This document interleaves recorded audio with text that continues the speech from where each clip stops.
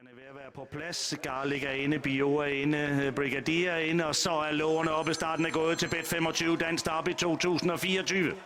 My Fortune er vældig kvik fra start sammen med Brigadier. Det er også indvendigt i banen nummer 2, Chapelle.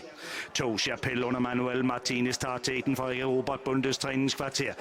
Så begynder de at finde position midt i den hvidklædte Duke of Hastings med Ulrika Holmqvist. Indvendigt Zidane, der ligger bagved Chapelle. Udvendigt ligger My Fortune. Bag My Fortune 11 Brigadier, der har fået ryg i dag. 7 Lord of Carthago ligger ude i de gule farver. Kan ikke rigtig komme ind og finde en ryg. Ser det ud til Lord of Carthago. De er på vej rundt tribunesvinget med nummer 2 Chapelle i front. Nummer 2 Chapelle. Alle hestene ser ud til at klare tribunesvinget. Og derbyet er i fuld sving nu.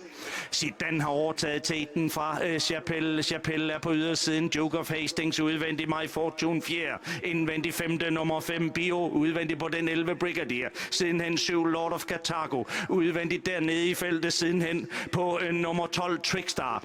Men foran i feltet, der har vi altså fortsat i teten nummer 2 Chapelle, der har taget teten tilbage fra nummer 1 Zidane. Nummer 2 Chapelle, nummer 1 Zidane, indvendigt 3 Duke of Hastings, udvendigt nummer 10 My Fortune. Udvendigt ligger som 5. nummer 11 Brigadier, Bio ligger 7. Foran denne ligger nummer 7 Lord of Carthago i de gule farver. Længere tilbage nummer 12 Trickstar prøver at gøre 8 Masters Call, og det er sammen med dernede.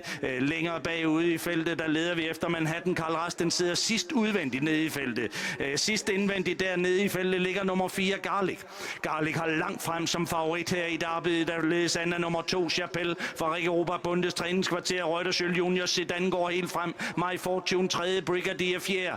Ude i sporene Manhattan Karl Rast sammen med Masters Call. Lord of Carthago prøver at gøre 3 Duke of Hastings, men det er Zidane, der er helt fremme nu. Nummer 1 Zidane overtager teten fra nummer 2 Chapelle. Bagfra prøver Brigadier, der prøver My Fortune.